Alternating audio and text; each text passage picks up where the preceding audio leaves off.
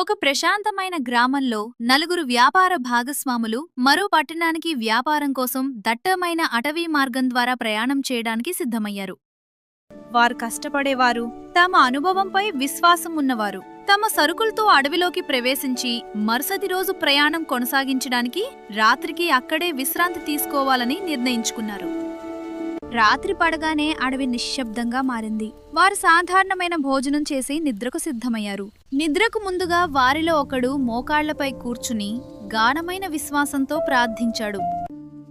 ప్రభువా, మేము మా ఇంటి నుండి దూరంగా ఉన్నాము.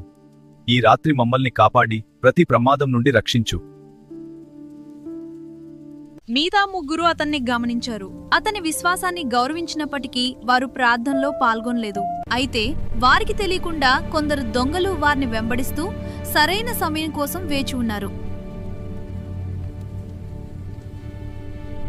ఆ రాత్రి దొంగల నిశ్శబ్దంగా దగ్గరికి రాగానే వారు ఒక్కసారిగా భయంతో ఆగిపోయారు. ఆ నలుగురిని చుట్టుముట్టి ఒక పెద్ద రాళ్ల గోడలా బలమైన కంచెలా కనిపించింది.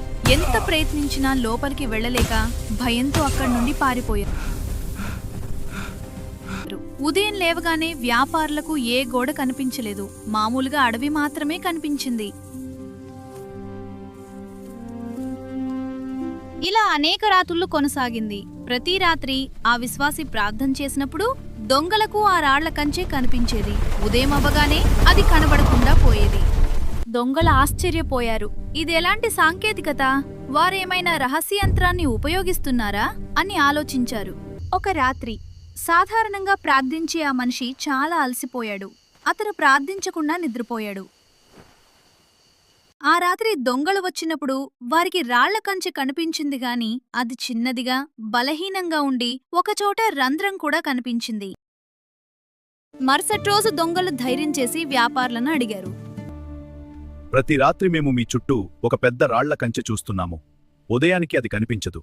మీరు ఏ సాంకేతికత ఉపయోగిస్తున్నారు? ఇది ఎలా సాధ్యం? అది సాంకేతికత కాదు, అది ప్రార్థన. మేము ప్రార్థించినప్పుడు దేవుడు మమ్మల్ని రక్షిస్తాడు. మా విశ్వాసమే మాకు కనిపించని రక్షణ గోడ. ఆ మాటలు విని దొంగల హృదయాలు మారిపోయాయి. ప్రార్థన చేయని రాత్రే కంచె బలహీనమైందని వారు గ్రహించారు. వారు మోకాలపై వాలి ప్రార్థించడం నేర్పమని కోరారు.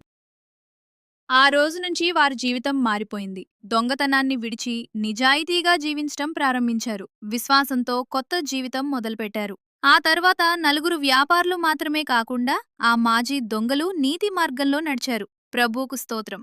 ఈ శీర్షిక పేరు కనిపించని రక్షణ.